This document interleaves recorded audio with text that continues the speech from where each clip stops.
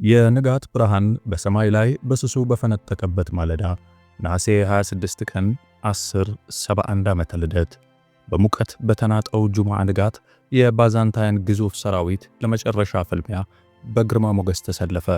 በመሃል ንጉሠ ነገሥት ሮማኖስ አራተኛ ሰራዊቱን በኩራት ሲመራ፣ ከኋለኛው ደግሞ ታሪካዊ ተቀናቃኙ አንድሮኒኮስ ዱቃስ የጥበቃ ኃይሉን ይዟል። በመቶ ሺዎች የሚቆጠሩ ቅጥረኞችና ከባድ ትጥቅ የታጠቁ ወታደሮች የሮማን ኃይል ለድል ለማብቃት በአውደ ውጊያው ተገኝተዋል። በዚህ ማዶ ደግሞ የሙስሊሞች ሰራዊት በቀልጣፋ ፈረሰኞች የተዋቀረ ሲሆን በሱልጣን አልፕ አርሰላን ይመራል። የጠላትን ብዛት የተመለከተው ሱልጣኑ የተለመደውን ልብሱን አውልቆ ነጭ ከፈን ለበሰ። ከሰራዊቱ ፊት ቀርቦ በታላቅ ወኔ ታሪካዊ ንግግሩን አደረገ። እኔ ዛሬ የታላቋ ሰልጁቅ መንግሥት ንጉሥ ሳልሆን ከእናንተ ጋር ለመዋጋት የቆምኩ አንድ ተራ ወታደር ነኝ። ይህችም የለበስኳት ነጭ ልብስ ከፈኔ ናት። ለሞት ተዘጋጅቻለሁ። ዛሬ ከትላንት ይበልጣልና። ሱልጣኑ ልብ የሚነኩ ንግግሮቹን አግተለተላቸው። ለሞት እንደተዘጋጀና ወደ ኋላ እንደማይመለስ ሁኔታው ያስታውቅ ነበር። ዛሬ የበድር አምሳያ ነው የሚባልለትን የአልፕ አርሰላንን የመላዝ ኩርድ ድል አስደምጣችኋለሁና አብራችሁኝ ቆዩ። ወደ ፕሮግራማችን ከመግባታችን በፊት ግን ለቻናሉ አዲስ የሆናችሁ ሰብስክራይብ እንድታደርጉ፣ ያደረጋችሁ ደግሞ ቪዲዮውን ላይክ በማድረግ እንድትጀምሩ፣ ሷሊህ አስታጥቄ የሚሉትን የቲክቶክ፣ የዩቲዩብ፣ የፌስቡክ እና የኢንስታግራም ገጾች ፎሎ እንድታደርጉና ዘርፈ ብዙ መሰናዶችን እንድትኮመኩሙ እጋብዛለሁ።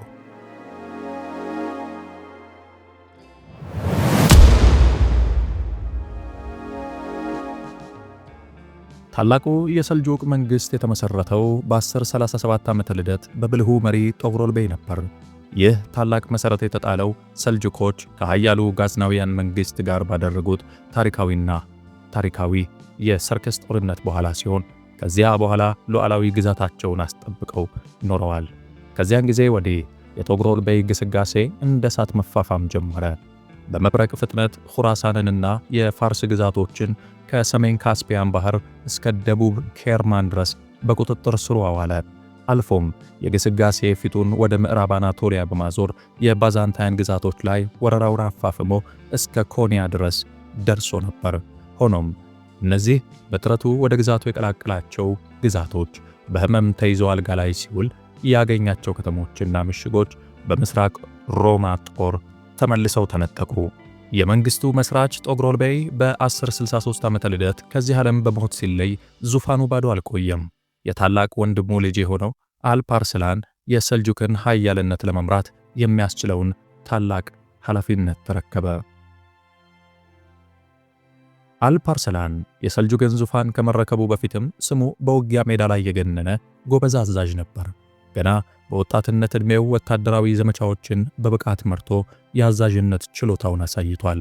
አባቱ ካረፈ በኋላ የኃያልነቱ መነሻ የሆኑትን ኹራሳንንና አፍጋኒስታንን እንዲገዛ ታምኖበት ተሹሞ ነበር።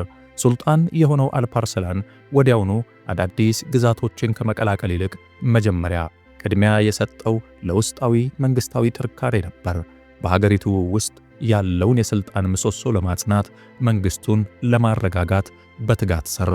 በመንግሥቱ ላይ እንደ እሾህ የተሰኩትን ዓመጾች በብረት ጡንቻ መንቀል ጀመረ።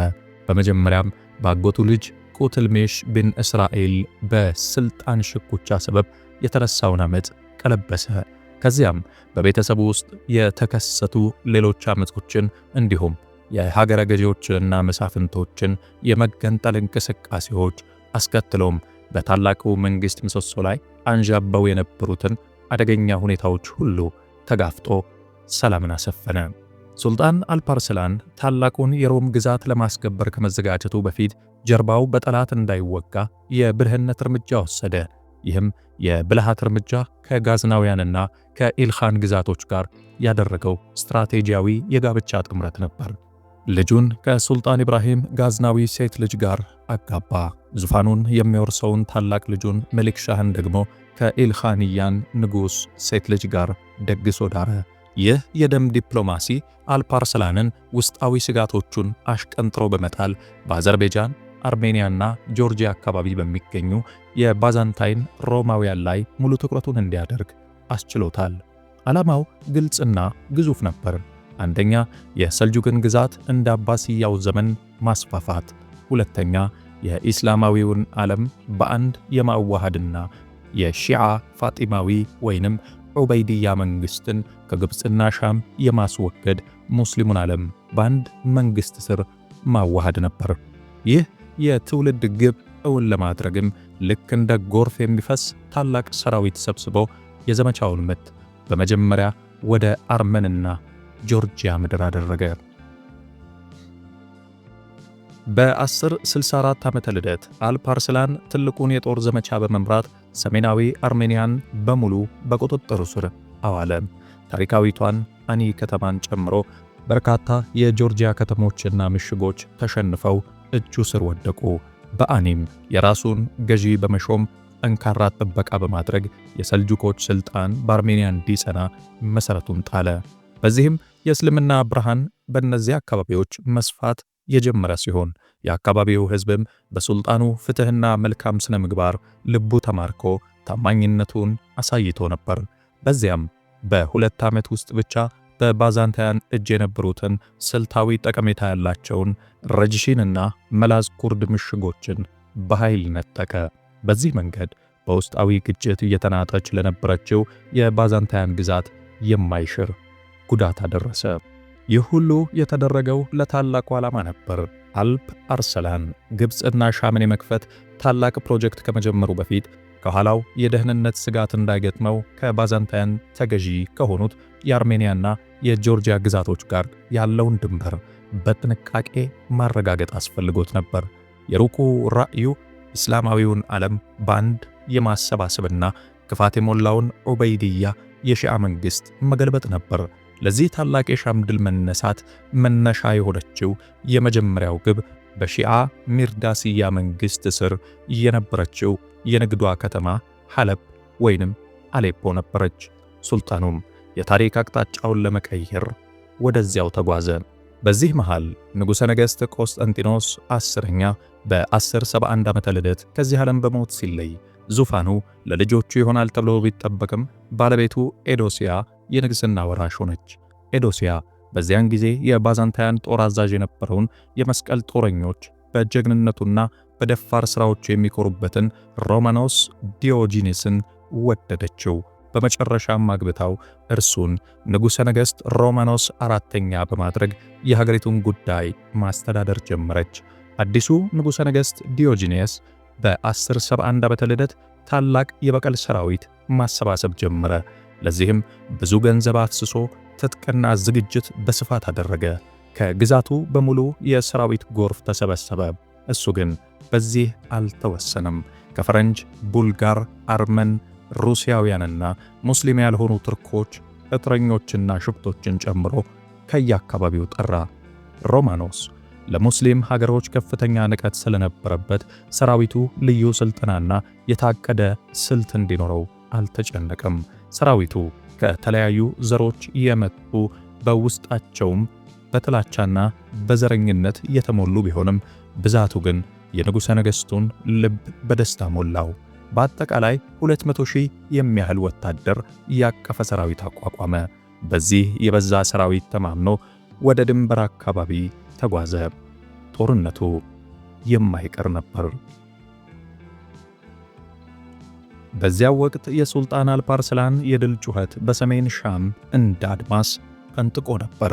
በመጨረሻም ሐለብን ወይንም አሌፖን ተቆጣጥሮ የሚርዳስያን ሥልጣን ከመሠረቱ ነቀለው።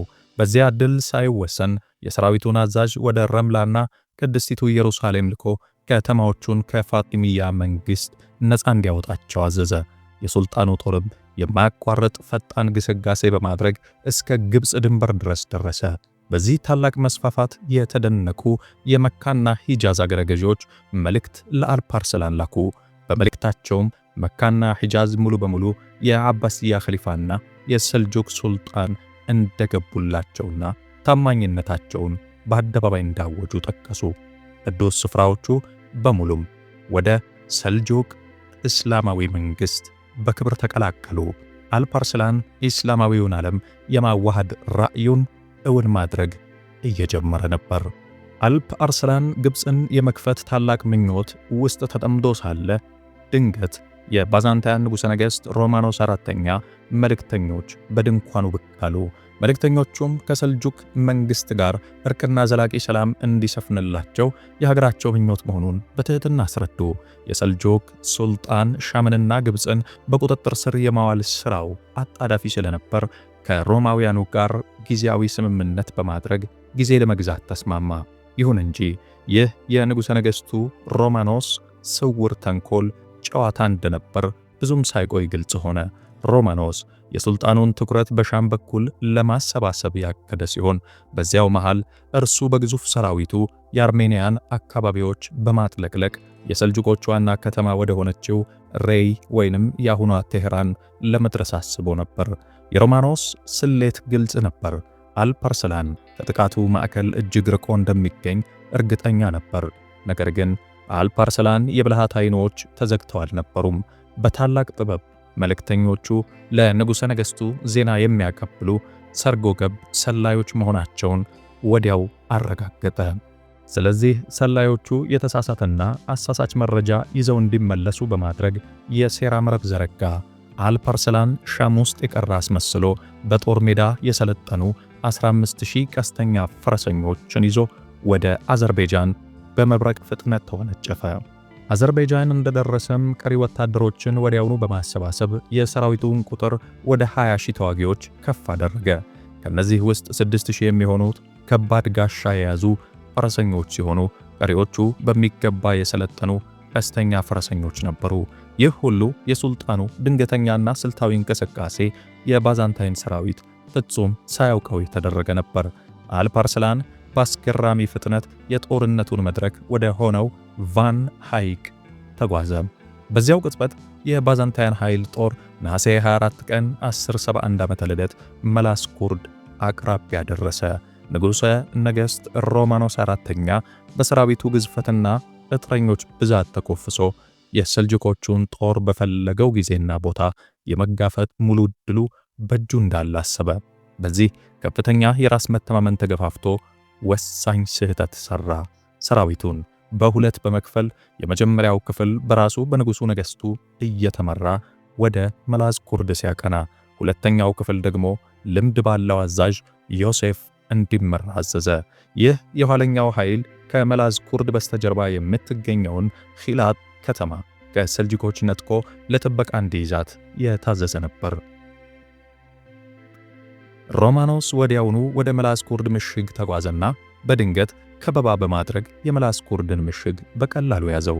ንጉሠ ነገሥቱ ድል በእጁ ላይ እንደሆነ ቢተማመንም ይህ የሰራዊት ክፍፍል ወደ ታላቅ ውድቀት የሚወስድ የስንብት እርምጃ እንደነበር አላወቀም ነበር።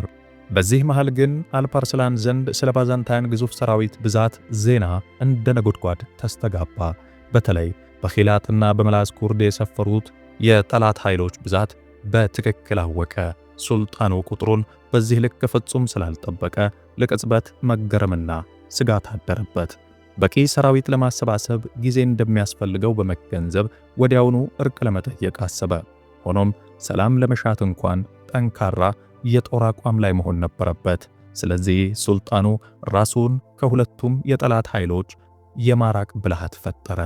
አልፓርሰላን ሰራዊቱን ይዞ በሙሉ ምስጢር ወደ እነርሱ በመጓዝ የጠላትን ኃይል ወደ ገደል ወጥመድ ለማጥመድ የሚያስችል ፈጣን የጥቃት ስልት ተጠቀመ። የሰልጁክ ወታደሮች በፈረስ ላይ ሆነው በሚያደርጉት በዚህ ስልት እጅግ ጎበዝ ነበሩ። ቀለል ያሉ እንደ ነፋስ የፈጠኑ ፈረሶች የነበሯቸው ሲሆን ጋላቢዎቻቸውም ፈረሱ ላይ ተዘርግተው ቀስት በመወርወር እየተካኑ ነበሩ።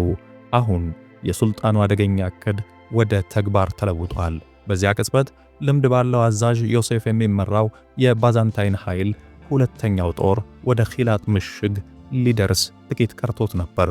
አዛዡ ዮሴፍ ንጉሠ ነገሥቱን ሰራዊቱ እንዳይከፋፈል አጥብቆ ቢያስጠነቅቅም ሮማኖስ ግን እጅግ በራሱ ተማምኖ ስለነበረ ሐሳቡን አጽድቆት ነበር። ያም ሆነ ይህ በንጉሠ ነገሥቱ የተፈጸመው ስልታዊ ስህተት ሰማያዊ ተኩላ ለተባለው አልፓርሰላን ለመዝመትና ጠላቱን ለመደምሰስ ወርቃማ ዕድል ነበር። የሱልጣኑ ብልሃት ዕቅድ አሁን ፍጻሜውን ለማግኘት ተቃርቧል።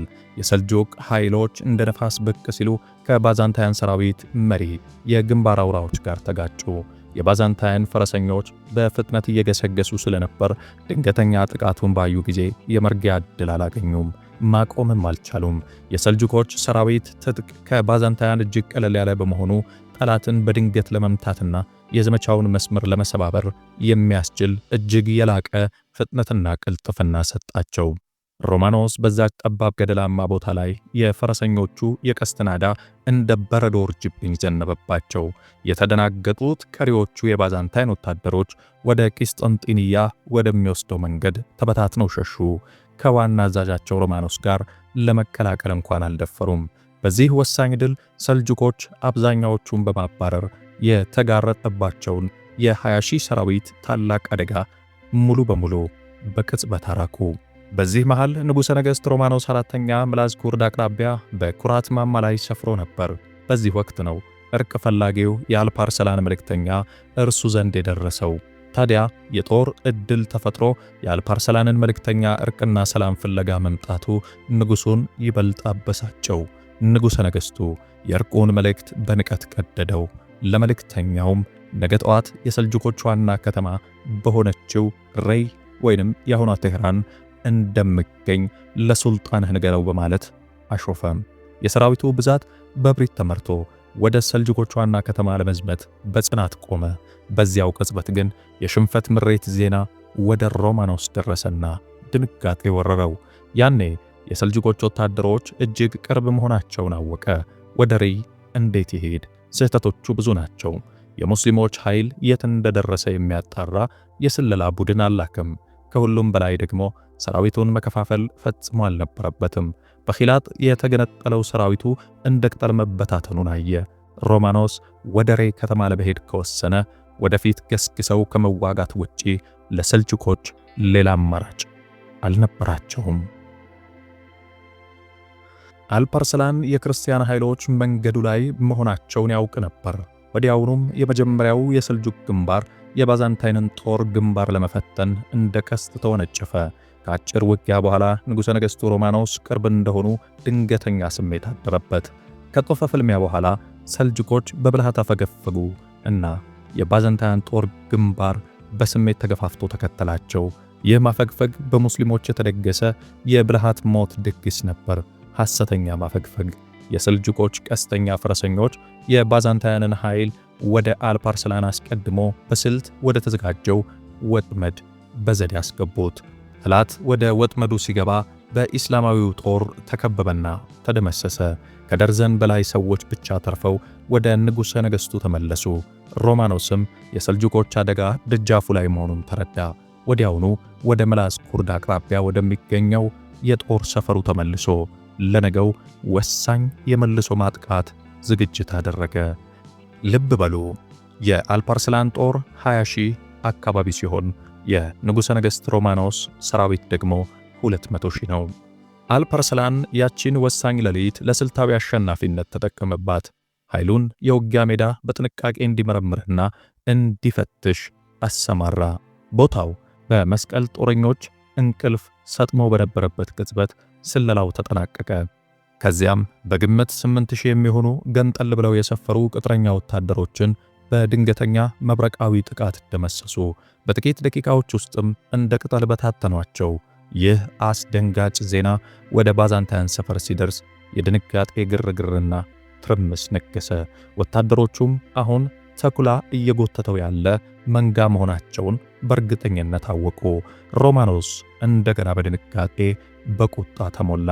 ሰራዊቱን ለውጊያ አዘጋጀ። ቀሳውስትንም ጠራ። ጦርነታቸው ለመላው ክርስቲያኑ ዓለም መዳን እንደሆነ አስታወሳቸው። በዚያ ጊዜ ደግሞ አልፓርሰላን ወታደሮቹን በምላዝኩርድ ሸለቆ ውስጥ በፍጹም ሥርዓትና ጸጥታ አደራጀ። የባዛንታይኑን ጦር ለመጋፈጥ በቆራጥነት አሰለፈ። የፍጻሜው ውጊያ ሊጀመር ነው።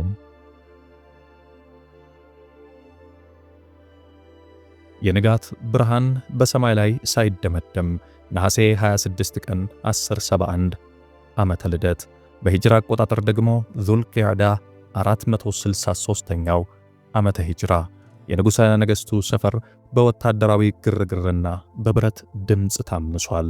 የምስራቅ ሮም ባዛንታይን ኃይል ሰራዊት ለታላቅ የጦር ውጊያ ራሱን አዘጋጀ። ሰራዊቱ በአራት ግዙፍ ምድቦች ተከፍሎ ነበር። ቀኝ ክንፉ ለጥሪው ምላሽ ከሰጡ ሀገራት በመጡ በብረት በታጠቁ እግረኛ ወታደሮች የተዋቀረ ሲሆን መካከለኛው ክፍል ደግሞ በንጉሠ ነገሥት ሮማኖስ አራተኛ ይመራል። በግራ በኩል ከባድ ትጥቅ የያዙ የፈረሰኞች ጦር በነቂስ እንደ ግንብ ተገድግዷል። ከዚህ ሁሉ በኋላ ለሰራዊቱ የኋላ ደጀን ለጊዜያዊ ማፈግፈግ ድጋፍ እንዲሆኑ የተመደቡት የባዛንታይን ጠባቂዎች ነበሩ። መሪውም የሮማኖስ ተቀናቃኝ የነበረው አንድሮኒቆስ ዱካስ ነበር። በዚያ ማዶ ደግሞ የሙስሊሞች ሰራዊት ሙሉ በሙሉ ማለት በሚቻል ሁኔታ በቀልጣፋ ፈረሰኞች የተዋቀረ ነበር። ሰራዊቱ በሦስት ቀልጣፋ ክፍሎች የተከፋፈለ ሲሆን ቀኝና ግራ ክንፎቹ የጦሩንም ብርት ከያዘው ሱልጣን አልፓርሰላን ቀድመው ተሰልፈው ነበረ። የሮም ኃይሎች ከተለያዩ ዘሮችና ብሔሮች የተሰባሰቡ ቅጥረኞች ሲሆኑ ዋና ዓላማቸው መዝረፍና መበዝበዝ ነበር። የሙስሊሞች ኃይሎች ግን ከየሀገሩ የመጡ ቢሆንም የእስልምና እምነት በአንድነት አሰባስቧቸው ነበር። የዘመናት ታሪክ የሚወስን ፍልሚያ ሊካሄድ የሁለቱ ዓለማት ጦር ፊት ለፊት ተፋጠጠ። የባዛንታይን ወታደሮች አስፈሪ ቁጥር የሙስሊሞችን ኃይል ከትግል ቢያንገራግርም በዚያን ወቅት የሙስሊሞች ኢማም አቡነስር ሙሐመድ ኢብኑ አብድል መሊክ አልቡኻሪ የሱልጣኑን ልብ በእምነት እሳት ማነሳሳት ጀመሩ። ኢማሙም የሙስሊሙን መሪ በልቡ የተሰማውን በመረዳት ድፍረቱን ከፍ ለማድረግ እንዲህ አሉ። የምትዋጋው ለዲንህ ስትል ብቻ ነው። ድል ከኛ ብዛትና ስልት ሳይሆን ከአላህ የሚመጣ ጸጋ ነው። ምናልባት አላህ ይህን ታላቅ ድል በስምህና በእጆችህ ላይ እንዲሆን ብሎም የዘመን መለወጫ አድርጎ ይሆናል ሲሉ መከሩት። ኢማሙም ጥቃቱ መላው ዓለም ለሙጃሂዶች በአንድነት በየሚንበሩ ዱዓ በሚያደርጉበት ጁምዓ ቀን ሰላት በሚሰገድበት ሰዓት እንዲሆን በስልት መከሩ። ሱልጣኑ የኢማሙን ምክር በጥሞና ተቀበለ። ከዚያም የወታደሮቹን ሞራል ከፍ ለማድረግ ሲል የተለመደውን የሱልጣን ልብሱን አወለቀና የራሱን ከፈን እንደሆነ የሚያሳይ ነጭ ልብስ ለበሰ። ከዚያም ወደ ጌታው ዱዓ አደረገ። ትህትናና ተገዢነትን አሳየ። ከዚያም ፊቱን ወደ ወታደሮቹ አዞረና ታሪካዊ ንግግሩን ጀመረ። እኔ ዛሬ ከናንተ አንዱ ነኝ። ከዚህ ሰዓት ጀምሮ ሁሉም ሰው ለራሱ ይወቅ። ወደ ቤተሰቡ መመለስ የሚፈልግ ሁሉ ሳይገደድ ይመለስ። እኔ ዛሬ ከናንተ ጋር ለመዋጋት የቆምኩ አንድ ተራ ወታደር ነኝ። ይህችም የለበስኳት ነጭ ልብስ ከፈኔ ናት። ለሞት ተዘጋጅቻለሁ አለ ጀግንነት በተሞላበት አንደበት። ንግግሩ ሲያበቃ የሁለቱ ኃያላን ጦሮች ዳግም ፊት ለፊት ተፋጠጡ። የጦርነት ከበሮዎች በኃይል መጎሰም ጀመሩ። የባዛንታይን ወታደሮች በግርማ ሞገስ ወደ ሙስሊሙ መገስገስ ጀመረ። ሱልጣኑ አልፓርሰላንም በተራው ወደፊት ገሰገሰ። ሆኖም ሁለቱ ጦሮች በውጊያ ሜዳ ላይ ፍጹም ጸጥታ በሰፈነበት ሁኔታ ለአፍታ እንደ አምድ ቆሙ። አልፓርሰላን በቦታው በጽናት ይጠባበቅ ነበር። ንጉሠ ነገሥቱ ሮማኖስም የሙስሊሙ ሰራዊት ምንም አይነት እንቅስቃሴ አለማድረግን ሲመለከት እሱም በተመሳሳይ አቋሙን ጠብቆ ቆየ። ይህ የመጠባበቅ ውጥረት ለደቂቃዎች ነገሰ። ጊዜው እየገፋ ሲሄድ በቀትር ሰዓት ታላቅ የጦር ስልት ለውጥ ታየ። የሰልጁክ ኢስላማዊ ጦር ቀስ በቀስ አስደንጋጭ የሆነ የጨረቃ ቅርጽ ያዘ። የፈረሰኞቹ ቀስት ተኳሾችም የባዛንታያንን ክንፎች ለማወክና ግራ ለማጋባት እንደ ንብ መንጋ የበዛ ቀስት አስወነጨፉባቸው። ከተወሰኑ ወታደሮች ውጪ ያለው የባዛንታይን የፊት ለፊት ጦር በቀስት ናዳ ውርጅብኝ ተደናግጦ የውጊያ ደንቦቹን በድንጋጤ አፋለሳቸው። የሮማኖስ ፈረሰኞች በግራ ክንፍ የፊት መስመሮቹን ሰብረው ብልህ የሆኑትን የሰልጁክ ወታደሮች በጭፍን ማሳደድ ጀመሩ። ንጉሠ ነገሥቱ የረዥም ርቀት ቀስተኛ ኃይሎች እጥረት ነበረባቸው። እናም ሰልጁኮች ይህን ድክመት በስፋት ተጠቀሙበት። የአልፓርሰላንን ብልሃዊ ስልት የባዛንታይን ጦር በሚመካባቸው የፈረስ ቀስተኞች ደካማ እንዲሆን አደረገው። ከአጭር ጥቃት በኋላ የሱልጣኑ ጦር አፈገፈገ። ታዲያ የባዛንታይን ፈረሰኞች የሙስሊሙን ፈረሰኛ ጦር ተከትለው ወደ ተራራዎቹ ግርጌ ወጥመድ ገቡ። ያኔ ወሳኙ ስህተት ተፈጸመ። በታላቅ ስልታዊ ብልሃት የሰልጁክ ሰራዊት የኋላ ክፍል ወደፊት ሲገሰግስ፣ የክንፍ ክፍሎቹ ግን ወደ ኋላ በዘዴ አፈገፈጉ። በዚህም የባዛንታይን ፈረሰኛ በብርቱ የታጠቁ የሰልጁክ ክፍሎች ላይ ጥቃት በመሰንዘር ወደ አስቸጋሪ ድንጋያማ መሬት እንዲያመሩ ተደረገ። ይህ ከጥቂት ጊዜ በኋላ ለሚካሄደው የጭካኔ ጦርነት መግቢያ ነበር። የመስቀል ጦረኞችም ሰልጁኮች በጥቁር ሌሊት በተራራዎቹ ግርጌ ላዘጋጁት አደገኛ ወጥመድ በጭፍን ተመሩ። ባዛንታይኖች ሙስሊሞችን በሰፈራቸው ከበብን ብለው በየዋህነት ቢያስቡም የአልፓርሰላን አመለካከት ግን ፍጹም ሌላ ነበር። ሱልጣኑ ሰራዊቱን አስቀድሞ በሰማያዊ የጨረቃ ቅርጽ አደራጅቶ ወሳኝ የምልክት ጩኸት ሰጠ። በዚያው ቅጥበት በሺዎች የሚቆጠሩ ታላላቅ የሰልጁክ ተዋጊዎች ከየመደበቂያቸው እንደ ጎርፍ ወርደው በከፍተኛ ኃይልና ግርማ ሞገስ ባዛንታይንን በሁለት አቅጣጫ ከበቡት። የባዛንታይን ኃይልም ተወዳዳሪ በሌለው እልቂትና ጭፍጨፋ ውስጥ ገባ። የጦርነቱ ፍጻሜ እዚህ ጋር ታወቀ። የሽንፈት ጩኸትና ለቅሶ በአስደናቂ የድል ደስታ ጩኸትና የሙጃሂዶች ተክቢራ ተተካ። በመሃል ክፍሉ አስደንጋጭ ክፍተት ሲፈጠር የቀኝ የባዛንታይን ክንፍ በፍጥነት ተቀጠቀጠ። ወዲያውኑም የማይገታ ግራ መጋባትና ድንጋጤ በሮማውያን መስመር ላይ እንደ ወረርሽኝ ነገሰ። ብዙ የባዛንታይን ወታደሮች የተሰበሩትን ክንፎች እየቆረጡ ደህንነት ፍለጋ በመላዝኩርድ ከተማ ውስጥ ለመጠለል በአሰቃቂ ሁኔታ ተበታትነው ከውጊያው ወጡ። በልባቸው ጥልቅ ፍርሃትና ግራ መጋባት ተዘራ። ንጉሠ ነገሥት ሮማኖስ ነገሩን ሲመለከት ተበሳጨ። በውጊያው ሜዳ ለአደጋ መውጫ ብሎ ከጀርባ ያስቀመጣቸውን የጀርባ ደጀን ሰራዊት ፈለገ። ነገር ግን ሊያገኛቸው አለመቻሉ በጥልቅ አስቆጨው። የጀርባ ደጀን አዛዥ አንድሮኒኮስ ዱቃስ በጊዜው ወሳኝ ሰዓት ላይ በንጉሠ ነገሥቱ ላይ የክህደት ሴራ እየፈጸመ ነበር። ወታደሮቹን የሮማኖስን ሽንፈት አሳውቆ እንዲሸሹ አዘዘ። በቦታው የነበረው የባዛንታይን የደጀን ጦር ፊቱን በጭንቀት እየተመለከተ ወደ ኋላ ፈገፈገ። የጥበቃ መስመሩ በመፍረሱም በሮማውያን መስመር ላይ አጠቃላይና የማይመለስ ሽንፈት በገፍ ተጀመረ። የሮም ኃይል ተዋረደ። የሙስሊም ኃይሎች የማያቋርጥና የብረት ጥቃት በመሰንዘር አብዛኛውን ከባድ የአርመን ወታደሮችንና የአውሮፓ ቅጥረኞችን አጠፉ። በሕይወት የተረፉትም ወደ መላዝኩርድ የባዛንታይን ሰፈር በጭንቀትና በተንኮታኮተ ሁኔታ ተመለሱ። ከኋለኛቸውም የእስልምና ፈረሰኞች የሞት ቀስትና ናዳ ያለ ርኅራኄ እያዘነቡባቸው ነበር። ንጉሠ ነገሥት ሮማኖስ ግን እንደ ባዛንታውያን መሪነቱ በሙሉ ወኔ እስከ መጨረሻው ተዋግቶ በመጨረሻም በምርኮ ወደቀ። ሙስሊሞችም በተከበበው የሮም ኃይል ላይ የመጨረሻውን የመደምደሚያ ዘመቻ አደረጉ። እዚህ ላይ የመላዝኩርድ ጦርነት አበቃ። ሙስሊሞች በአንበሳው አልባርሰላን መሪነት ታላቅና ፍጹም ታሪካዊ ድል ተቀዳጁ። ይህ የመላዝኩርድ ጦርነት ለሰልጁክ መንግሥት ወሳኝና የማይረሳ የግርማ ሞገስ ድል ተደርጎ የሚቆጠር ሲሆን ወደ አናቶሊያ ያደረጉትን መስፋፋት በር ወገግ አድርጎ ከፈተ። በተመሳሳይ ጊዜ ደግሞ ለባዛንታይን የማይድን ጥፋት የሆነ ሽንፈት ነበር። በመላዝኩርድ የተገኘው ውድቀትና በአናቶሊያ የቱርክ ሰልጁኮች የፈጠሩት አዲስ ስጋት ከ25 ዓመታት በኋላ ለተጀመረው የመጀመሪያው የመስቀል ጦርነት ዋነኛና አስገዳጅ ምክንያት ሆነ። ከመላዝኩርድ ጦርነት በኋላ ሱልጣን አልፓርሰላን በታላቅ ድል አድራጊነት ወደ አናቶሊያ ዘልቆ ገባ። ሆኖም የዘመቻው ዑደት ብዙም ሳይቆይ ባሳዛኝ ሁኔታ ተቋረጠ። በ1072 ዓመተ ልደት ሱልጣኑ ዩሱፍ አልኸዋሪዝሚ በተባለ አመፀኛ ሰው እጅ በድንገት ተገደለ። የታላቁ የሰልጁክ መንግሥት ሥልጣንም ወዲያውኑ ወደ ወጣት ልጁ መሊክ ሻህ ተላለፈ። በዚህ ወቅት የሰራዊቱ ድል እንዲሁም የአእምሮና የሃይማኖት ምሰሶዎችን በማስፋፋት ትልቅ ሚና የተጫወተው ወዚር ኒዛም አልሙልክ የመንግሥቱን ዋና አይነ ልቦናና ስልታዊ አእምሮ ሆኖ ቀጠለ። መሊክ ሻህም ዘመኑን የጀመረው በአመጾች ማጥፋትና የሀገሪቱን ድንበሮች ከካራውያንና ጋዝናውያን ጥቃቶች በማስጠበቅና በማረጋጋት ነበር። ከዚያም የአባቱን ጉዞ ቀጥሎ በድጋሜ የሻምን ምድር ወደ ግዛቱ ለመጠቅለል ሰራዊት ላከ። በ1076 ዓመተ ልደትም ደማስቆ መግባት ቻለ።